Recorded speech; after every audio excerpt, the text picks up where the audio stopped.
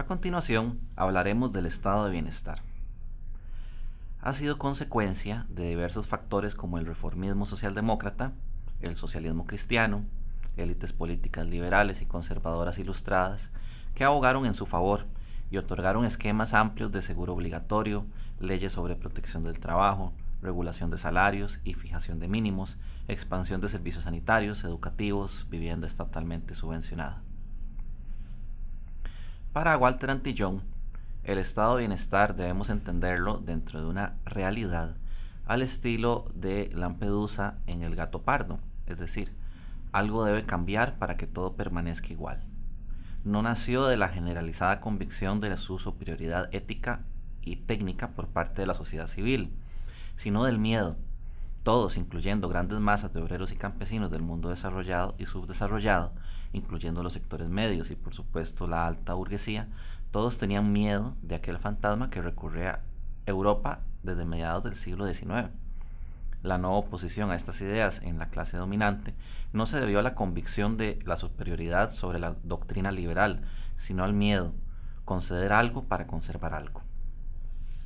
La socialdemocracia es reformista, bajo la idea de Edward Bernstein, que planteó como el sistema de explotación contra el obrero era reduccionista. Hace la crítica al materialismo compartido tanto por el liberalismo de Adam Smith como por Marx, identificando a la socialdemocracia con el idealismo, con una ética eudemónica, es decir, dirigida al bien común. Si en alguna parte del mundo se ha logrado una aproximación al estado de bienestar, es en el modelo socialdemócrata escandinavo,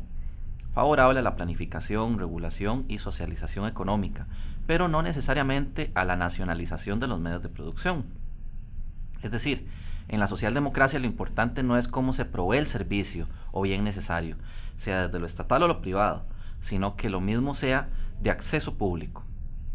Para lo anterior, existen modelos que para cada lugar y momento sean más aptos para alcanzar este fin.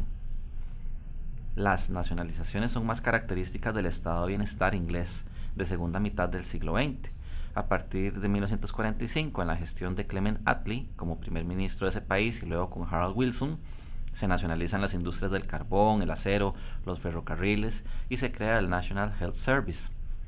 El modelo escandinavo se basó principalmente en una dimensión moral, en el conocido lagom, en el rechazo de aquellos que infringen las normas de convivencia y todo aquello que permite conseguir igualdad. La fuerte sociedad, planteada por quien fue 23 años primer ministro de Suecia, Tage Erlander, y Einar Gerhardsen en Noruega, quienes describieron una sociedad con un sector público al cuidado y regulación de la creciente demanda de servicios, favoreciendo las inversiones, el crédito, el consumo, aproximación de todas las clases hacia un nivel creciente, el bienestar de todos los individuos con respeto a su libertad.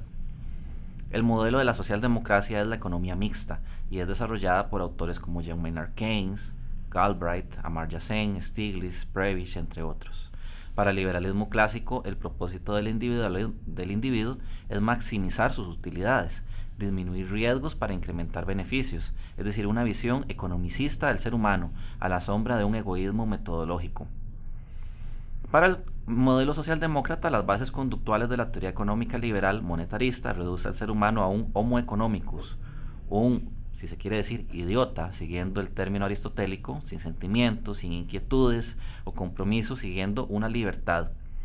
absoluta, a diferencia de la justicia social como factor del desarrollo. Para Keynes, la crisis del desempleo y la inflación son situaciones antinómicas, es decir, no pueden coexistir, y ambas se dan por insuficiencia de la demanda global, que es resultado de la suma de bienes de consumo, inversión, gasto público y demanda internacional a través de las exportaciones. Si se requiere enfrentar una crisis de desempleo, se debe estimular el consumo bajando la carga tributaria, en especial los impuestos directos, disminuyendo las tasas de interés para promover más inversión, aumento del gasto público no permanente y fomentar las exportaciones a través del tipo de cambio. Ese fue el modelo del estado de bienestar durante el siglo XX. Para resolver la inflación, se debía disminuir la demanda global, que mantiene arriba precios. Para bajar la demanda global se deben subir los impuestos, subir los tipos de interés para desincentivar la inversión, disminuir el gasto público y subir el tipo de cambio de la moneda. Este modelo keynesiano funcionó del 45 al 73, pero no respondió a la crisis originada por el petróleo en ese año, debido a que fue una crisis de costos y no de demanda. lo que llevó al aumento de los precios energéticos. Se dio un giro total del enfoque keynesiano macroeconómico a un modelo microeconómico neoliberal, basado en la disminución de costos como salarios, tratando de equipararlos no a la inflación sino a la productividad. El estado de bienestar, los grados de intervención del Estado para hacer público el acceso a bienes y servicios indispensables, y otros posteriores como la tercera vía, están en el énfasis de las políticas solidarias de asistencia y su equilibrio en función de la subsidiariedad, aplicación que depende y debe ser examinada en cada contexto histórico y social. Esta convicción es el consenso social que se extendió en la segunda mitad del siglo XX, declaración de textos constitucionales que fijó la acción de las democracias de nuestro tiempo, pero que está instituido sobre la concepción de nuestras sociedades y su entorno, en el materialismo, rivalidad que se origina en los mecanismos en los que nos desenvolvemos. El triunfo de Clement Attlee en Reino Unido en el 45 tuvo influencia en Europa con la construcción del estado de bienestar y en América Latina a través de lo que se llamó los movimientos de la izquierda democrática, a través del Estado como regulador del capital, el trabajo, los mercados financieros y en general de la economía en un periodo que abarcó hasta 1973. El británico Tony Crosland, quien fue ministro de Relaciones Exteriores con Attlee, en su libro titulado El futuro del socialismo, planteó los 5 elementos del modelo socialdemócrata clásico o del estado de bienestar. El liberalismo político, como aceptación de las instituciones democráticas; la economía mixta, como coexistencia de la propiedad privada de los medios de producción y de un control público de la acción económica; el estado de bienestar, que era la ejecución de políticas sociales tendientes a distribuir la riqueza de una forma más equitativa, mitigando los efectos del mercado y promoviendo la justicia social. 4. El keynesianismo, que era la ejecución de políticas económicas tendentes a lograr pleno empleo, salarios crecientes, estabilidad de precios y aumento de gasto público con el fin de promover el consumo. Por lo tanto, otorgaba un papel protagónico al Estado como mediador de políticas redistributivas, siendo los partidos los actores del nuevo pacto social. Y en quinto lugar, un compromiso con la igualdad social. La socialdemocracia siempre tuvo pretensiones internacionales y tuvo influencia en América Latina con Willy Brandt en Alemania, cuando fue canciller de ese país del 69 al 74, quien fue además presidente de la Internacional Socialista, Bruno Kreisky en Austria, Olof Palme en Suecia, Felipe González en España, y sus socios políticos en América Latina, como el APRA en Perú, con Aya de la Torre; el PRD con Bosch y Peña Gómez en República Dominicana; Guillermo Ungo en El Salvador; Michael Manley en Jamaica; Torrijos en Panamá; Acción Demócrata en Venezuela, con los expresidentes Rómulo Betancourt y Rómulo Gallegos; Arturo Illia en Argentina, con la Unión Cívica Radical; CEDAL y el PLN en Costa Rica, con José Figueres Ferrer, Daniel Oduber, Luis Alberto Monge. Para Kenneth Roberts ya no son viables las alternativas socialdemócratas en América Latina, ya que no existen actualmente las condiciones que dieron lugar a su ascenso en un tiempo y espacio particulares. Europa a mediados del siglo XX como opción B al marxismo durante la Guerra Fría.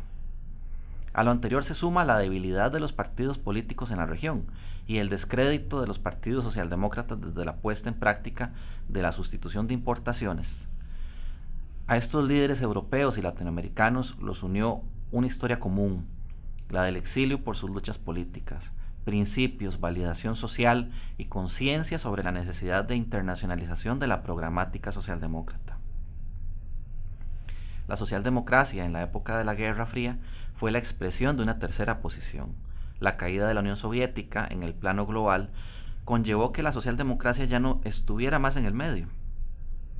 Las generaciones actuales de políticos socialdemócratas son acusadas de tecnócratas, de no tener la validación de generaciones pasadas que obtuvieron en las luchas políticas de la época de posguerra. El ascenso en los años 70 de Margaret Thatcher, Ronald Reagan, ambos conservadores, el privilegio del mercado sobre el Estado como actor más eficiente para dar mayores oportunidades de vida, coincidió con la crisis de la socialdemocracia en Europa y los demócratas en Estados Unidos.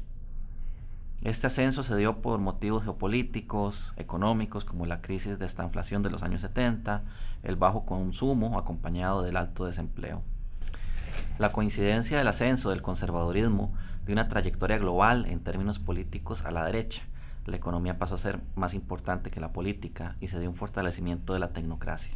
Se suman a esos factores globales como la crisis económica, debido a los aumentos del precio del petróleo, la generada por la liquidez de los países productores que colocó en endeudamiento a los países latinoamericanos. En la década de los 80, la deuda externa de América Latina desembocó en una grave crisis que dejó a los países sin divisas, es decir, sin reservas en sus bancos centrales, como sucedió al final del gobierno de Carazo en Costa Rica en el 82. En el impacto en lo social fue muy fuerte